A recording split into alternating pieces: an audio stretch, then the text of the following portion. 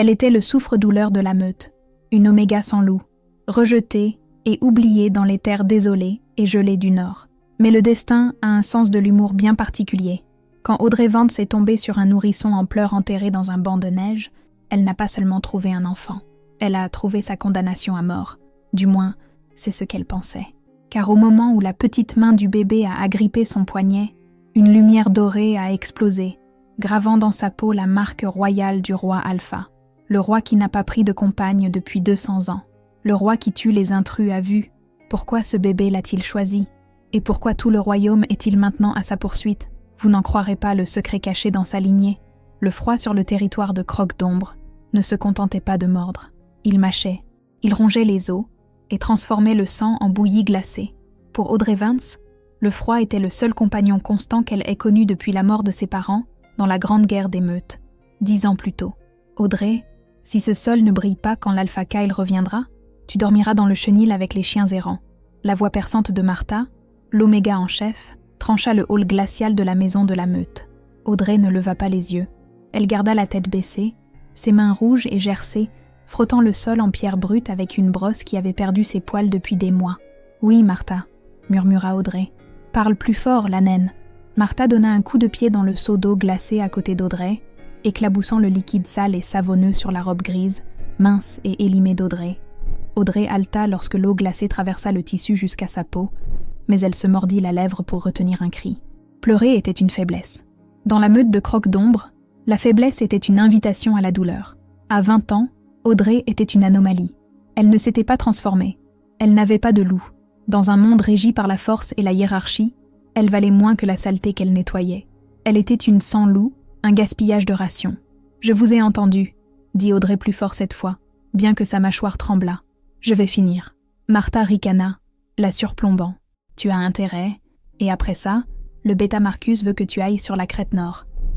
Il dit que nous manquons de bois de chauffage pour le foyer principal. » Les yeux d'Audrey s'écarquillèrent, se levant enfin pour croiser le regard cruel de Martha. « La crête nord ? Martha, il y a un blizzard qui arrive ce soir. Les météorologues à la radio ont dit que ce serait un voile blanc. C'est du suicide. » « Alors peut-être que nous serons enfin débarrassés de toi, » cracha Martha en tournant les talons. « Vas-y, ou je dirai à l'Alpha que tu as encore volé de l'argenterie. C'était un mensonge, mais peu importait. L'Alpha Kyle croyait tout ce qui justifiait sa cruauté. 1 heure plus tard, Audrey avançait péniblement dans la neige jusqu'aux genoux, enveloppée dans un manteau 3 fois trop grand pour elle et rempli de trous. Le vent hurlait comme un dieu mourant, arrachant son écharpe. Elle était à des kilomètres de la maison de la meute, près de la frontière interdite qui séparait leur territoire du Dominion, la terre gouvernée directement par le roi Alpha, Valerius Blackwood. Rien que le nom du roi Valerius faisait frémir les alphas adultes. Les rumeurs disaient qu'il mesurait plus de 2 mètres, avec des yeux d'or en fusion et un cœur de glace noire. On disait qu'il était maudit, que quiconque tentait de s'approcher de lui finissait mort ou fou. Audrey frissonna, tirant un traîneau de bois derrière elle. Ses doigts étaient engourdis, ses orteils brûlés par les gelures. « Encore un peu », se dit-elle. « Juste prendre le bois et rentrer. » Puis elle l'entendit. Ce n'était pas le vent, ce n'était pas le hurlement d'un loup des bois. C'était un cri, un vagissement fin, plaintif, désespéré. Audrey se figea. Elle regarda autour d'elle, plissant les yeux contre les flocons de neige piquants. « Allô !» cria-t-elle, sa voix avalée par la tempête. Le cri retentit à nouveau, plus fort cette fois. Il venait de l'autre côté des bornes de pierre, à l'intérieur du territoire du roi. Audrey connaissait la loi. Franchir la frontière était passible de mort. Les sentinelles du roi, sa garde d'élite, patrouillaient ces bois. Mais le cri, il semblait humain. On aurait dit un bébé. Son cœur martelait ses côtes. Elle pouvait faire demi-tour. Elle devrait faire demi-tour. Si elle sauvait la personne qui se trouvait là, elle risquait l'exécution. Si elle la laissait, le froid l'emporterait en quelques minutes. « Au diable !» siffla-t-elle. Elle laissa tomber la corde du traîneau et escalada les pierres de la frontière. La neige était plus profonde ici, immaculée. Elle suivit le son, se frayant un chemin à travers un fourré de ronces gelées qui déchirait ses vêtements et sa peau. Elle déboucha dans une petite clairière sous un immense et ancien pin. Les branches avaient créé un petit abri contre le vent, mais la neige continuait de s'accumuler. Là, posé dans un panier tressé à moitié enfoui dans une congère, se trouvait un paquet de soie bleue coûteuse. Audrey tomba à genoux. le souffle coupé. Elle balaya la neige frénétiquement. « Oh mon Dieu, s'il vous plaît, soyez en vie. » Elle écarta la couverture de soie. Un bébé de pas plus de 6 mois la regarda. La peau de l'enfant était pâle, ses lèvres bleuissants. Mais ses yeux étaient d'un violet vibrant et saisissant. « Pauvre petite chose », murmura Audrey, des larmes gelant sur ses cils. « Qui t'a laissé ici ?» Sans réfléchir, elle déboutonna son manteau, serrant le nourrisson glacial contre la chaleur de sa poitrine, essayant de partager le peu de chaleur corporelle qu'il lui restait. Le bébé cessa de pleurer instantanément. Il leva les yeux vers elle, ses yeux violets se fixant sur les siens, avec une intensité qui semblait anormale pour un nourrisson. Puis il bougea. Sa petite main, potelée et froide, sortit de la couverture. Audrey s'attendait à ce qu'il attrape sa chemise. Au lieu de cela, sa main se referma sur son poignet gauche, la peau nue exposée entre son gant et sa manche. « Ah !» haleta Audrey. Ça brûlait. Ce n'était pas le contact d'un bébé. C'était comme un fer rouge. « Lâche-moi, mon petit. »« Ça fait mal !» cria-t-elle. Une pulsation de lumière dorée jaillit de l'endroit où le bébé la touchait. C'était aveuglant, illuminant la forêt sombre comme une fusée éclairante. La lumière tourbillonna autour de son bras, s'enfonçant dans sa peau en grésillant et en sifflant.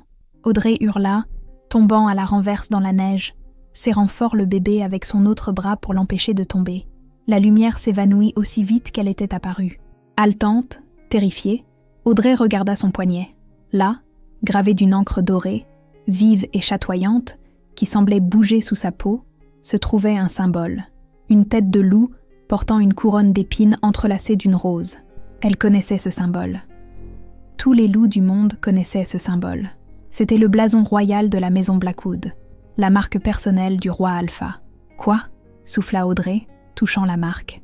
Ce n'était pas de l'encre, c'était de la magie. Une magie ancienne et puissante. Crac!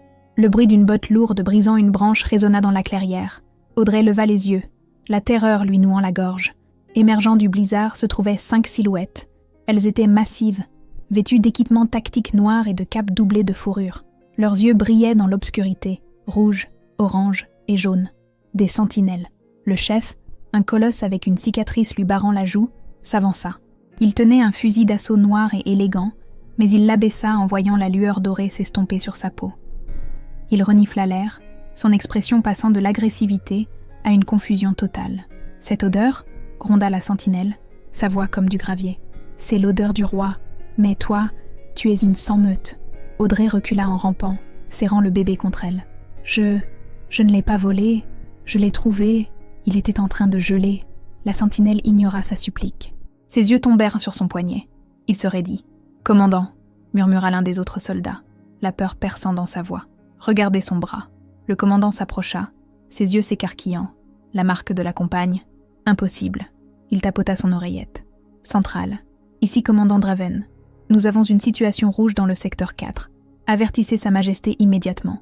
S'il vous plaît, » gémit Audrey. « Je voulais juste aider le bébé. » Le commandant Draven la regarda, son expression indéchiffrable. « Tu ferais mieux de prier pour que ce bébé soit celui que nous pensons, jeune fille, car tu viens de te marquer comme la propriété de Valerius Blackwood.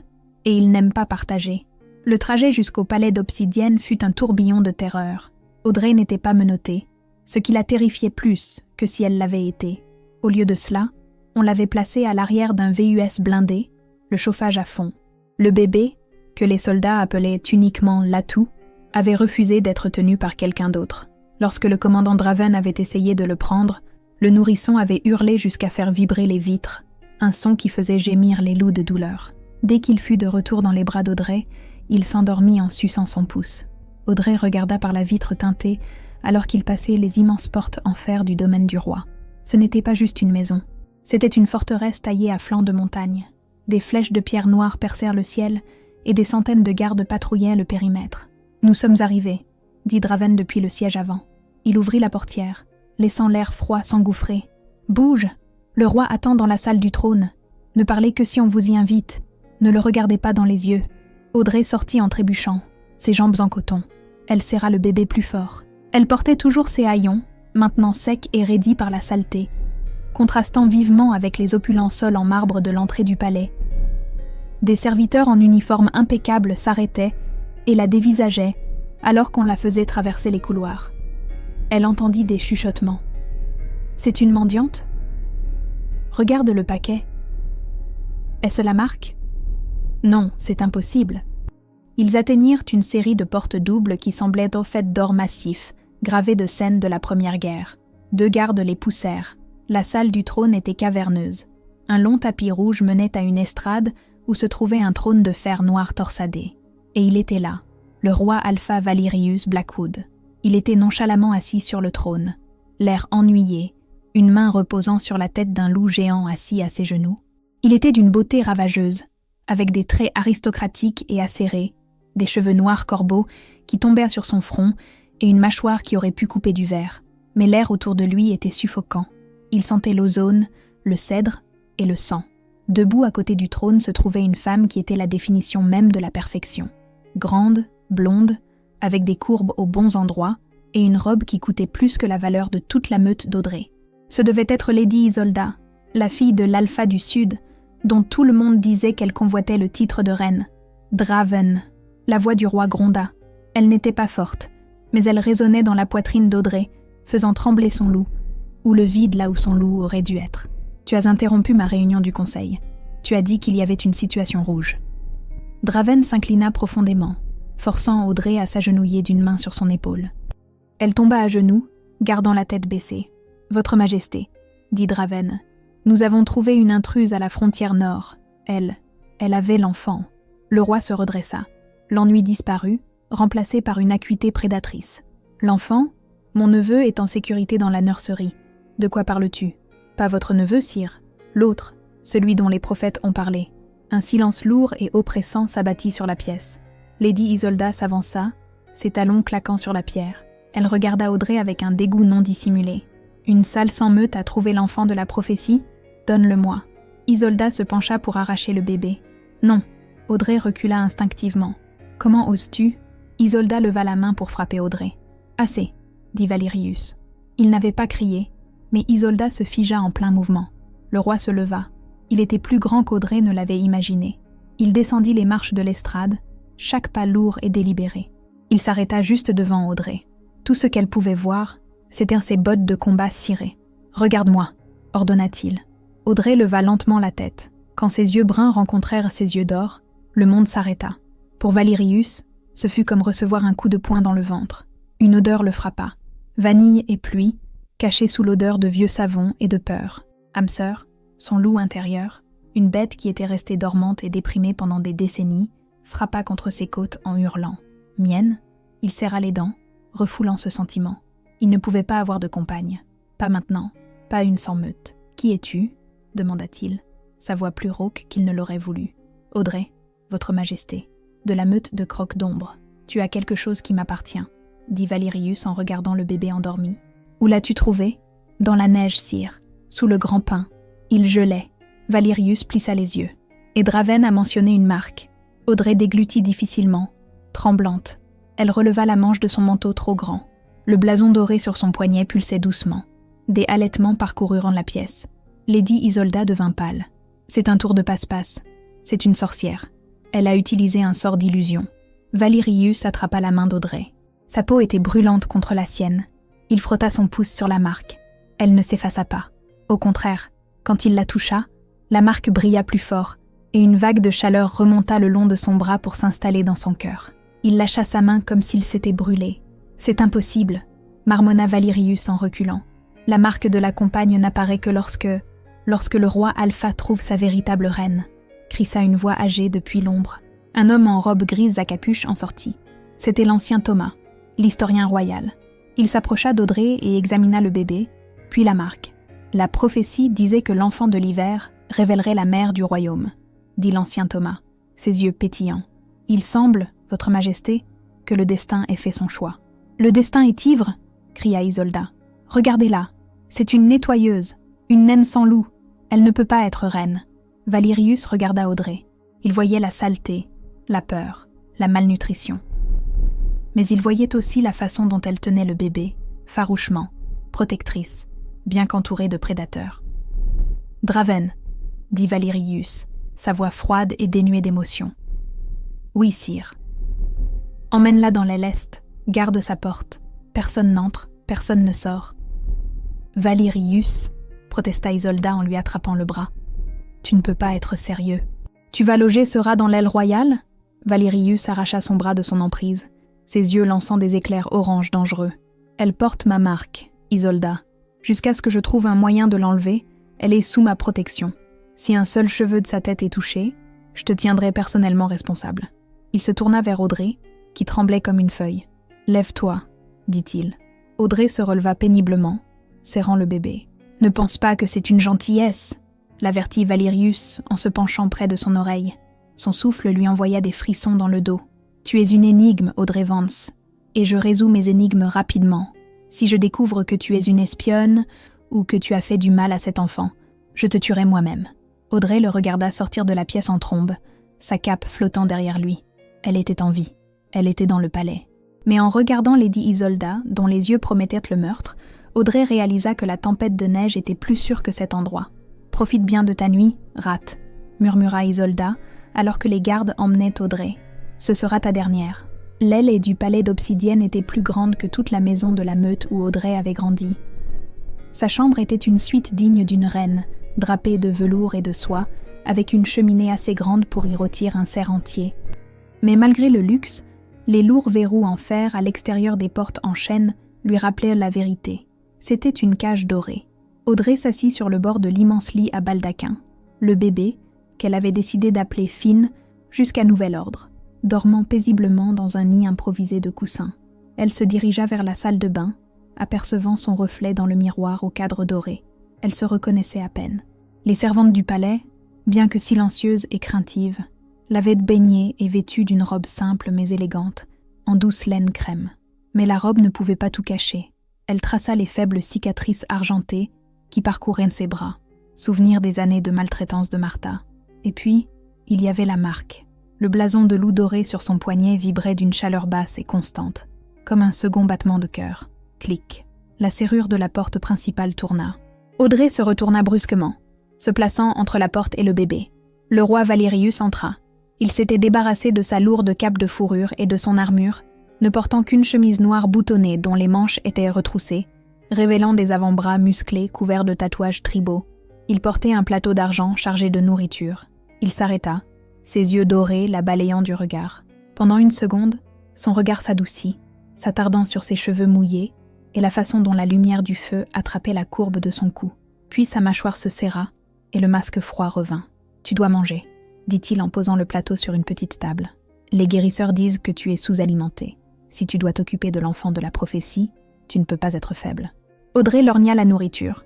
Poulet rôti, légumes à la vapeur, pain frais, avec une faim qui lui donnait des crampes d'estomac. Mais elle ne bougea pas. « Est-ce empoisonné ?» demanda-t-elle doucement. Valérius parut offensé. « Je ne tue pas mes prisonniers avec du poison, Audrey. Si je te voulais morte, je t'aurais arraché la gorge dans la salle du trône. » « Lady Isolda ne partage peut-être pas votre code d'honneur, » rétorqua Audrey, surprise par sa propre audace. C'était peut-être la marque, ou peut-être le bébé, mais elle se sentait plus forte. Valérius laissa échapper un rire court et sec. « Isolda est ambitieuse, mais elle n'est pas stupide. Elle connaît les conséquences de me défier. » Il prit un morceau de pain, le mangea et l'avala. « Tu vois ? Mange. » Audrey s'approcha de la table avec précaution. Elle s'assit et prit une bouchée du poulet. C'était la meilleure chose qu'elle ait jamais goûtée.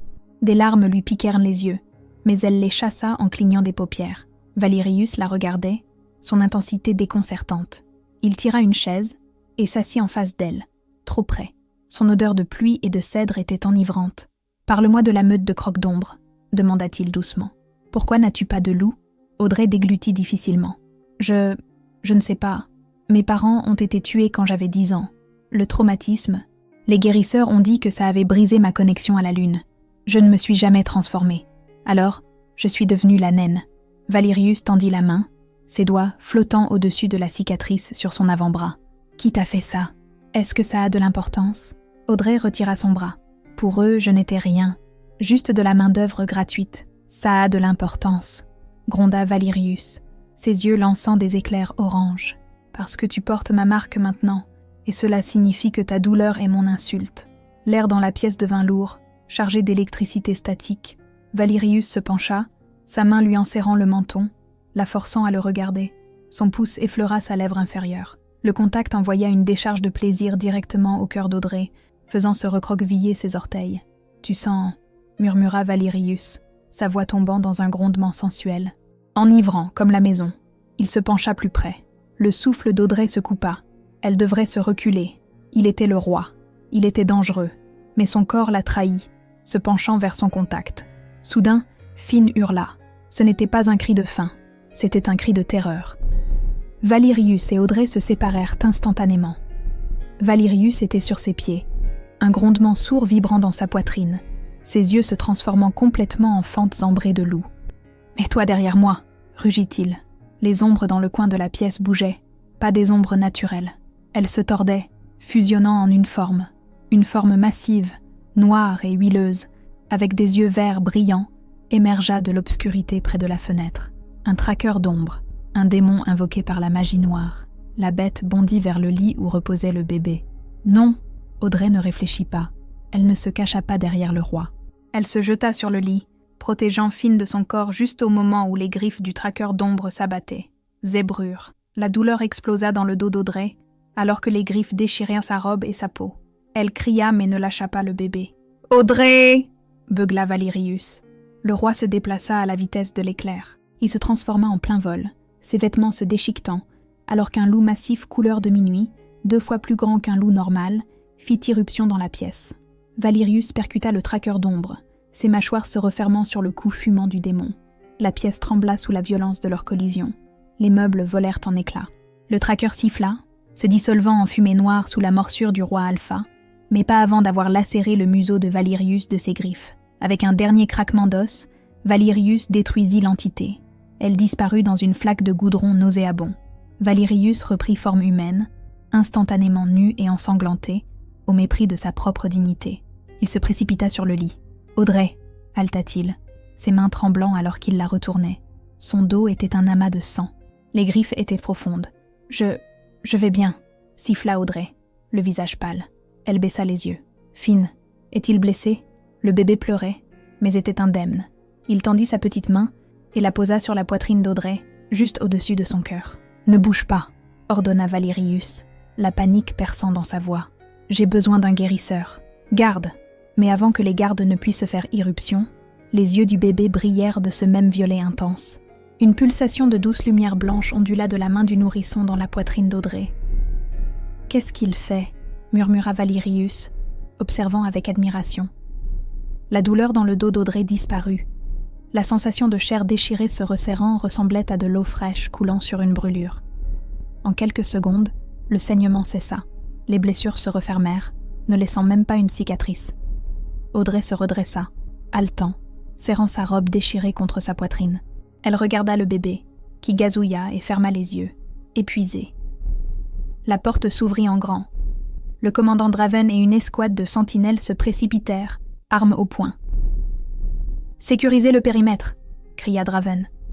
Il vit le sang sur les draps, le roi nu et la jeune fille terrifiée. « Sire, êtes-vous blessé ?» Valérius se leva, son visage un masque de fureur glaciale. Il ne prit pas la peine de se couvrir. Il pointa un doigt vers Draven. « Quelqu'un a invoqué un traqueur d'ombre dans mon aile privée, » dit Valérius, sa voix terrifiante de calme. « Quelqu'un a contourné les anciennes protections. Il y a un traître dans ce palais, Draven. » Valérius se retourna vers Audrey, attrapant un plaid de velours sur le lit et l'enroulant autour de ses épaules. Il la serra, elle et le bébé, contre sa poitrine nue, enfouissant son visage dans ses cheveux. « Découvre qui a fait ça », ordonna Valérius, ses yeux croisant ceux de Draven. « Et apporte-moi sa tête. » Le lendemain matin, le palais d'Obsidienne était en plein chaos.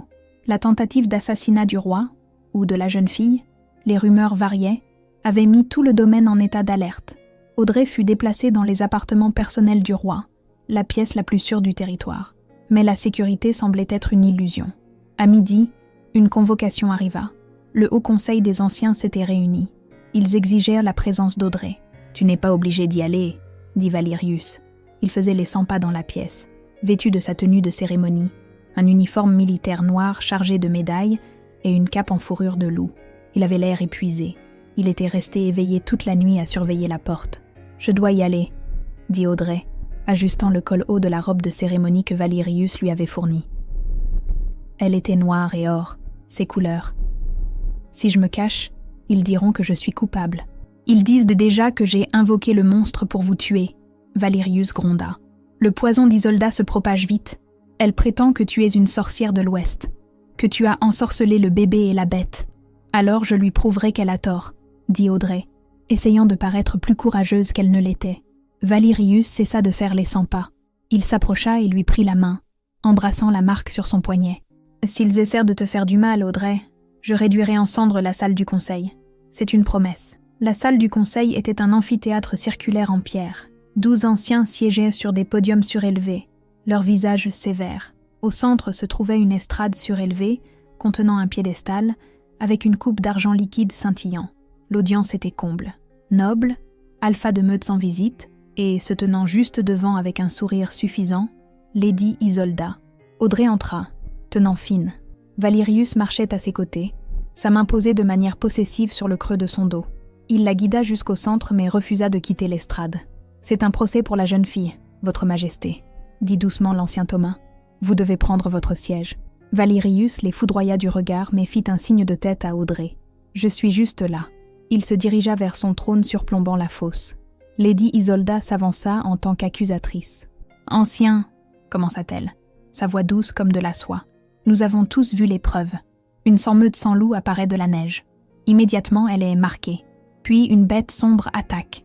Pourtant, elle est miraculeusement guérie. Ce n'est pas un lien d'âme sœur, c'est de la nécromancie. C'est une sorcière envoyée par nos ennemis pour infiltrer la lignée royale. » Des murmures d'approbation parcoururent la foule. « J'appelle un témoin », annonça Isolda. « Martha, Oméga en chef de la meute de Croque d'Ombre. » Audrey se figea. « Martha, ici ?» Martha entra en se dandinant dans la salle, l'air terrifié mais aussi important dans une nouvelle robe. Elle évita le regard d'Audrey. « Martha, » dit Isolda, « dites au conseil, est-ce qu'Audrey a déjà montré des signes de capacité surnaturelle ?» Martha se tordit les mains. « Eh bien oui, madame, elle n'est jamais tombée malade, pas une seule fois. Même quand nous l'enfermions dans le congélateur en guise de punition, je veux dire, par accident, elle n'a jamais gelé. Et les animaux, ils la craignaient. Les chiens de la meute ne s'approchèrent pas d'elle. »« Menteuse !» cria Audrey. « Ils ne me craignaient pas, je les nourrissais. »« Silence !»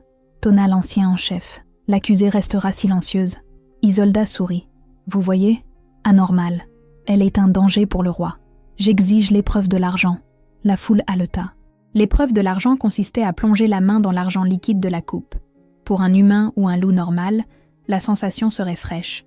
Pour une sorcière ou quelqu'un doté de magie noire, l'argent ferait bouillir la chair de leurs os instantanément. « J'accepte », dit Audrey, sa voix tremblante mais forte.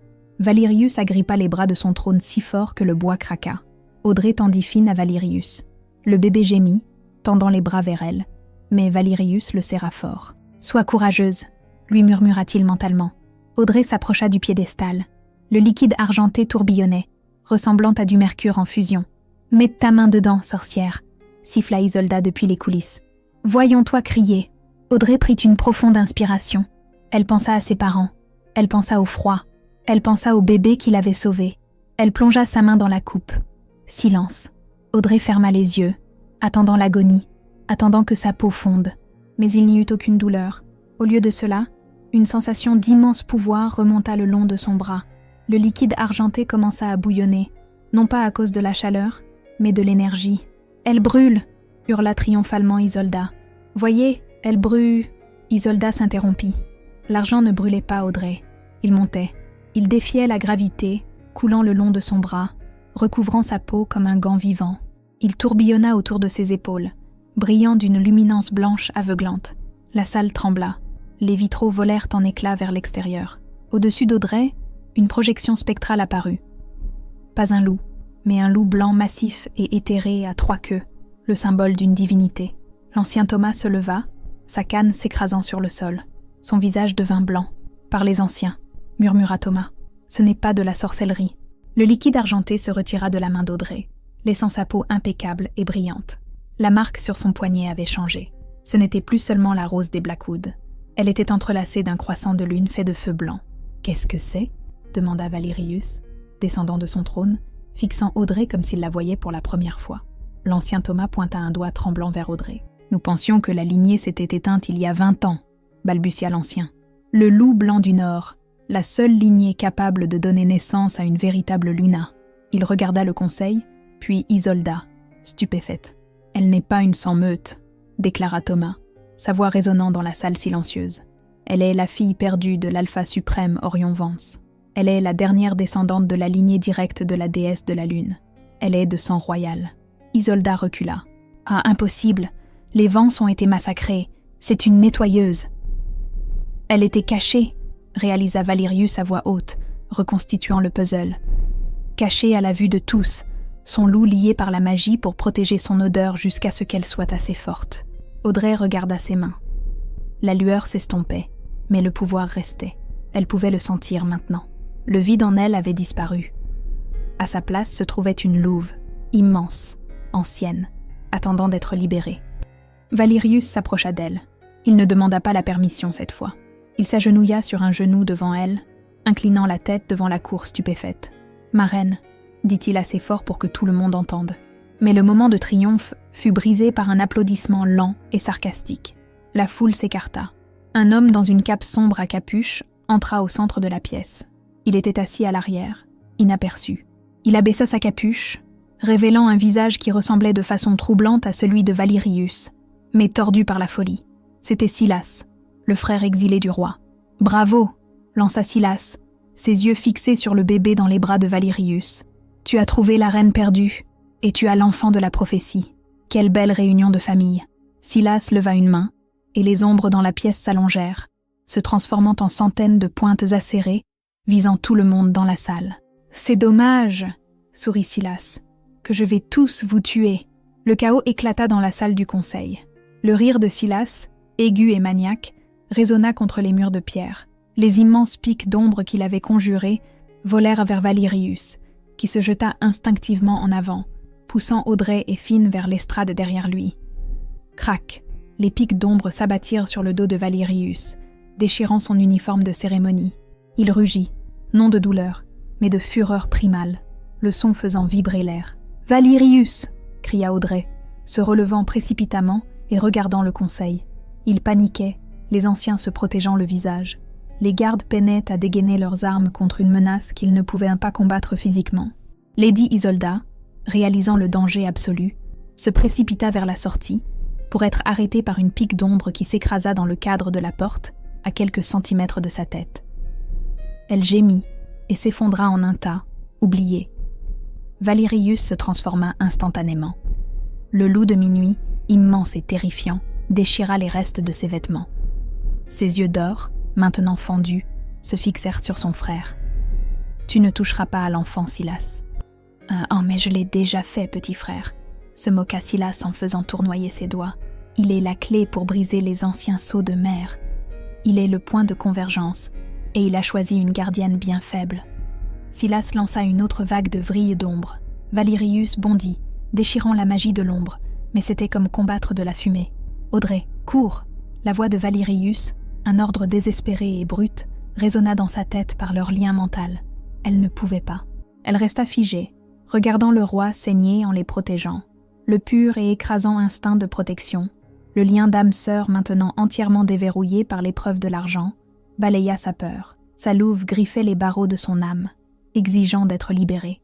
Il a besoin de toi. Finn a besoin de toi. Batte-toi. Audrey sentit le pouvoir. L'essence bloquée du loup blanc, identifiée par l'ancien Thomas, déferla en elle. C'était comme du feu, blanc, chaud et purifiant, se précipitant dans ses veines, combattant des décennies de suppression magique. Un son guttural s'échappa de sa gorge, brut et douloureux. Ce n'était pas humain, c'était le son d'une créature piégée, trouvant sa liberté. « Ah, l'Oméga se bat !» ricana Silas, sentant le changement. Il vit sa chance. Une épaisse vrille d'ombre en forme de corde traversa la pièce, contournant le roi en plein combat. Elle s'enroula autour de Finn, arrachant le bébé des bras d'Audrey. Non! L'agonie primale de perdre l'enfant de la prophétie, la petite âme qui l'avait marquée comme reine, fut la clé finale. C'était comme si chaque muscle, chaque tendon, chaque os du corps d'Audrey se brisait et se reformait simultanément. La douleur était au-delà de toute description, aveuglante et absolue.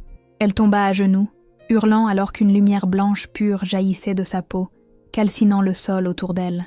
Les restes de sa luxueuse robe noire furent réduits en lambeaux. Valerius s'arrêta en plein bond, ses yeux de loup de minuit s'écarquillant de choc.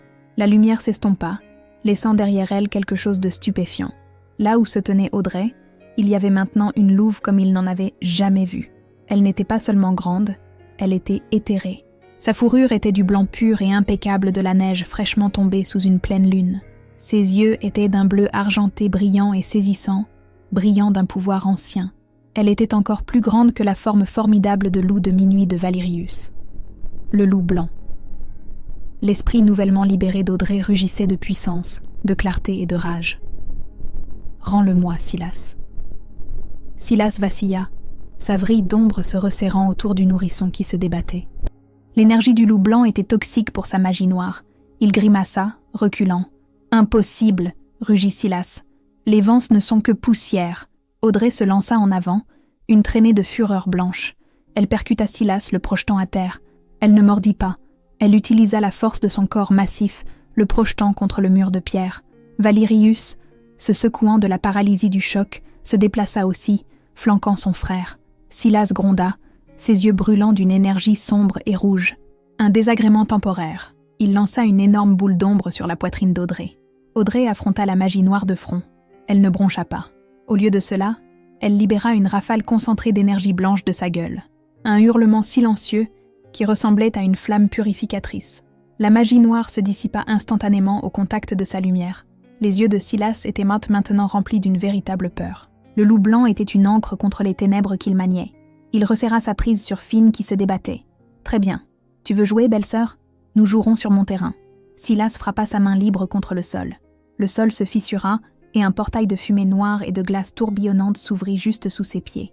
Il lança sa dernière rafale de magie de l'ombre, un éclair aveuglant, et sauta à travers la faille, emportant l'enfant de la prophétie avec lui.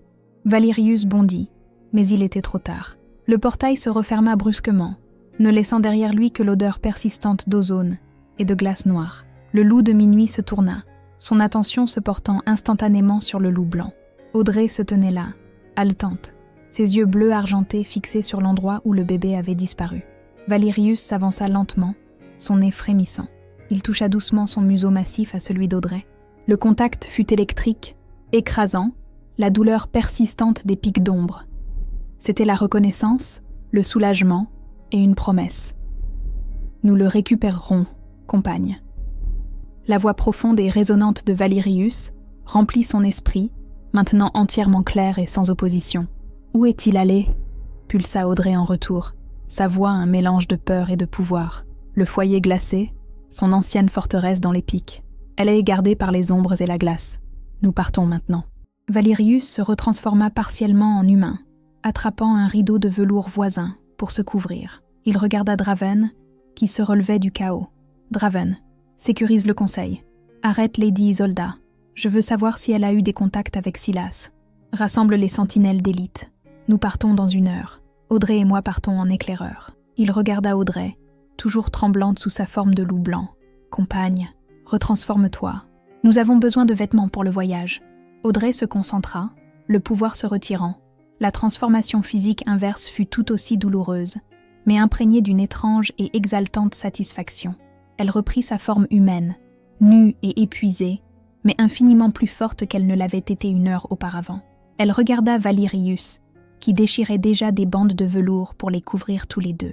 La peur était toujours là, mais elle était maintenant éclipsée par une chose, la certitude féroce et indéniable de son but.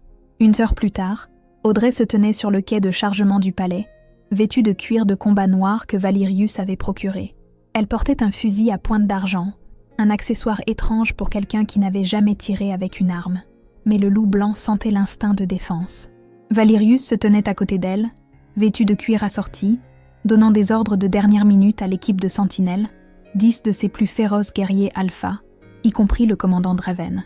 Le roi avait choisi un traîneau des neiges, un traîneau blindé tiré par de puissants loups pour le voyage.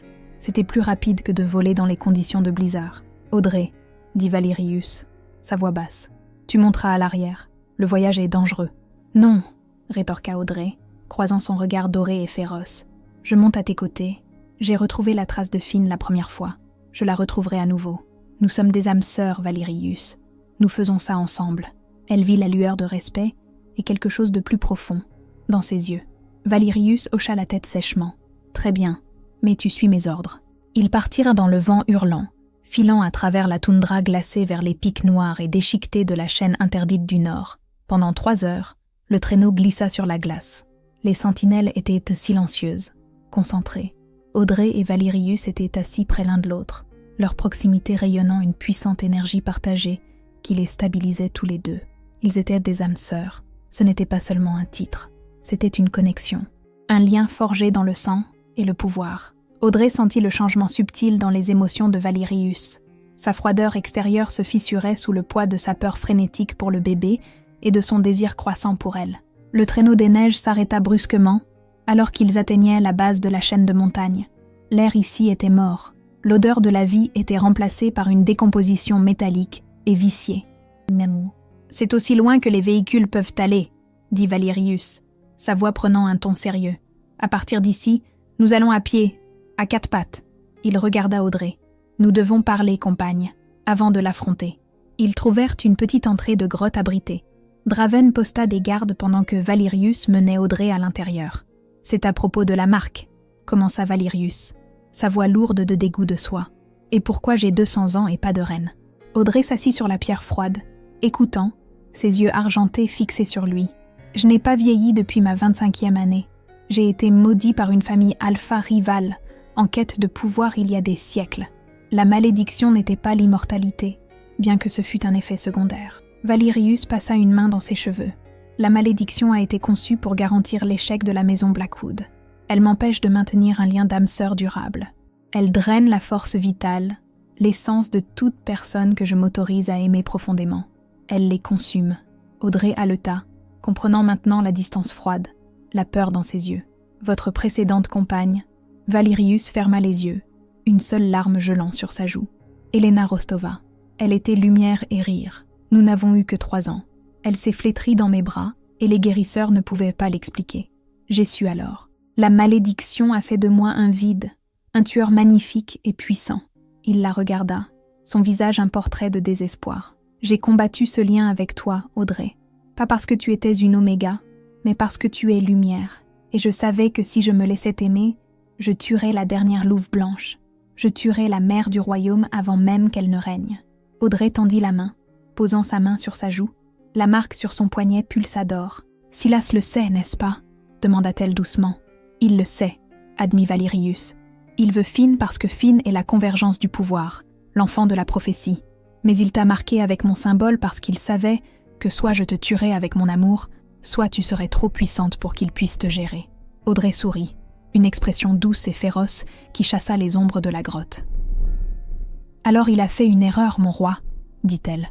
« Les Vance, les loups blancs, nous ne sommes pas seulement puissants, nous sommes la vie, nous sommes la source pure de la force de la lune.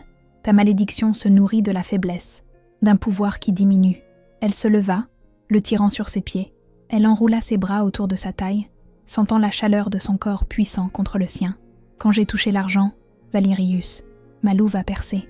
Ça ne m'a pas seulement donné du pouvoir, ça a purifié le blocage.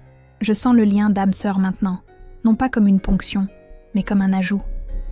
Je suis une force vitale, trop forte pour être consumée. » Elle le regarda dans les yeux, un regard argenté pénétrant les couches de son doute. « Nous sommes un contresort, Valerius. La malédiction est brisée. Nous étions destinés à cela, non pas pour nous entretuer, mais pour guérir le royaume. » Valerius la fixa, ses lèvres s'entr'ouvrant. L'espoir, une émotion terrifiante et magnifique qu'il n'avait pas ressentie depuis des siècles, s'enflamma dans sa poitrine. Il la serra contre lui, leurs lèvres se rencontrant dans un baiser féroce et désespéré, qui était à la fois accouplement, réconfort et pure appartenance absolue. Le lien d'âme-sœur se mit en place avec une force explosive, fusionnant leurs esprits et leurs âmes. « Ma reine » murmura-t-il contre ses lèvres, acceptant enfin la vérité. « Mon Audrey » Draven se racla la gorge bruyamment à l'extérieur de la grotte. « Sire, nous avons du mouvement. Les 100 meutes de Silas gardent le col supérieur. » Valerius rompit le baiser, ses yeux brillant maintenant de confiance. Il se tourna vers la sortie, se débarrassant du velours. « Ils ne nous arrêteront pas. » déclara Valerius en enfilant ses gants noirs. Nous avons le loup blanc maintenant. Draven, dis aux sentinelles de se tenir prêtes. Nous chassons. Audrey se transforma. La métamorphose douce et fluide cette fois. Le loup blanc se tenait à côté du roi, ses yeux fixés sur les pics gelés. Finn attend, pulsa l'esprit de sa louve à celui de Valerius. Allons chercher notre enfant. L'assaut sur le foyer glacé commença sous un ciel sans lune, où les falaises d'obsidienne semblaient avaler toute lumière. Le roi Valerius, le loup de minuit, mena la charge. Une traînée noire et mortelle de force pure. À ses côtés, Audrey, l'immense loup blanc, se déplaçait comme une figure sculptée dans le clair de lune. Sa présence silencieuse, un phare contre la pénombre. La première ligne de défense, la horde de sans-meute et d'esclaves ténébreux de Silas, jaillit des cavernes de glace. Ce fut une confrontation brutale et rapide. Valerius se battit avec des siècles de férocité accumulée, ses mouvements précis et mortels, poussés par la terreur pour son fils. La contribution d'Audrey était différente.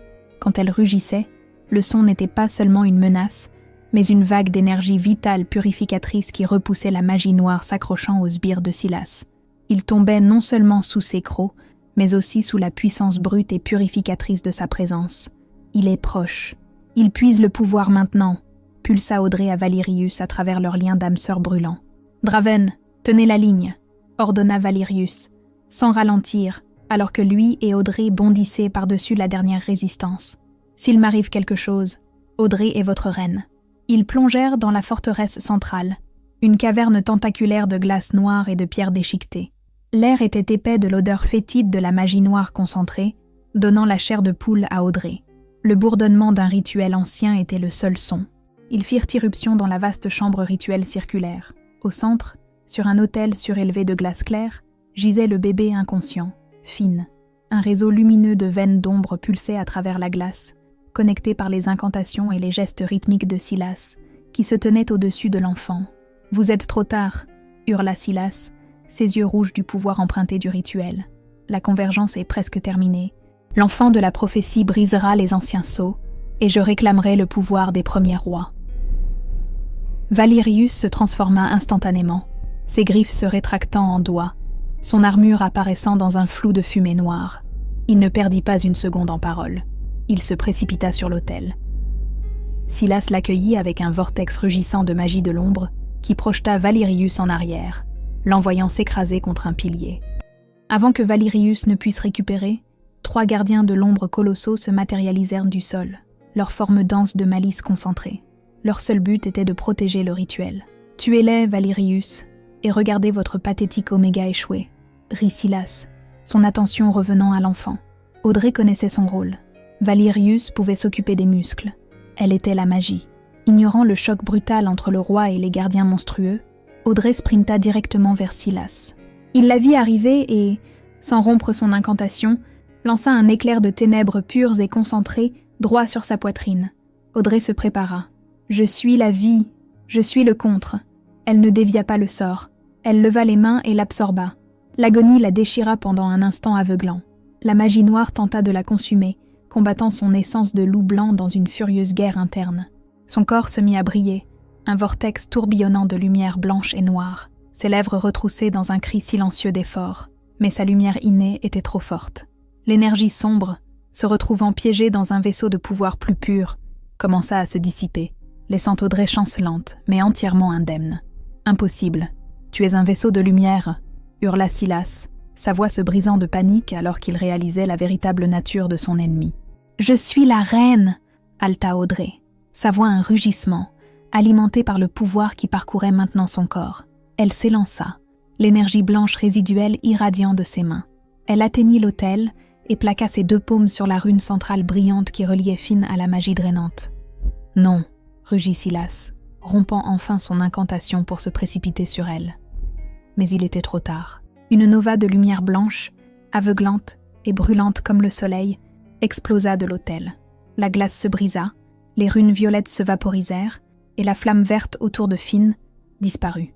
Audrey avait brisé le rituel en le submergeant de pouvoirs purificateurs. Silas recula, ses yeux sombres écarquillés d'incrédulité. Des siècles de planification réduits en poussière. « Ça se termine maintenant », gronda Valerius, déchirant enfin le dernier gardien. Il se lança sur son frère, ses yeux d'or en fusion, poussés par l'amour féroce qu'Audrey avait rendu possible. Les deux frères Blackwood s'affrontèrent dans un duel élémentaire final. Silas lança des lances d'ombre concentrées. Valerius les rencontra avec une force royale brute.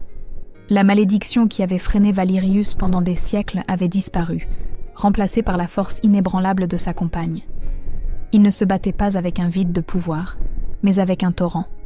Avec un dernier rugissement désespéré, Valerius submergea son frère. Son poing, enveloppé d'une énergie dorée chatoyante, s'abattit sur la poitrine de Silas. Le roi exilé convulsa, les ombres volées quittant son corps enfumé. Silas s'effondra, sa forme se dissolvant en un tas de cendres sans vie. Le silence s'installa. Audrey, tremblante d'épuisement, s'agenouilla près de l'autel. Elle souleva doucement Finn dans ses bras. Le bébé s'agita, ses yeux violets s'ouvrant, la reconnaissant instantanément. Il gazouilla, un son de contentement parfait. Valerius s'approcha, son armure royale marquée par la bataille. Il était éraflé et saignait, mais ses yeux étaient clairs, brillants et entièrement concentrés sur la scène devant lui, sa reine et son fils. Il tomba à genoux, les serrant tous les deux dans une étreinte serrée et reconnaissante. « Mon Audrey », murmura Valerius, enfouissant son visage dans ses cheveux. « La malédiction a vraiment disparu. Tu nous as tous guéris. » Le blizzard se leva au matin, révélant une nouvelle aube sur le palais d'obsidienne. La meute de Croque-d'Ombre, libérée du règne cruel de Martha, jura fidélité à la nouvelle reine, Audrey Vance. Sa lignée, autrefois un secret caché, était maintenant le fondement d'un royaume renouvelé.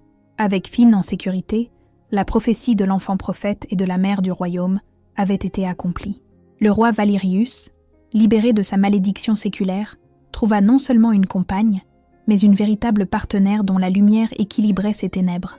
Ensemble, ils allaient inaugurer une ère d'unité et de force, prouvant que même la plus humble des Omégas pouvait s'élever pour réclamer son destin et mener un royaume au salut. Merci de nous avoir rejoints dans ce voyage épique, à travers un monde de loups, de magie et de destin. Si l'histoire d'Audrey, surmontant les épreuves et trouvant son véritable pouvoir, vous a inspiré, veuillez cliquer sur le bouton j'aime. N'oubliez pas de partager cette vidéo avec d'autres amateurs de romance et de fantaisie et abonnez-vous à notre chaîne pour plus de récits passionnants comme celui-ci. Quel a été votre moment préféré dans la saga d'Audrey et Valerius ? Dites-le nous dans les commentaires ci-dessous.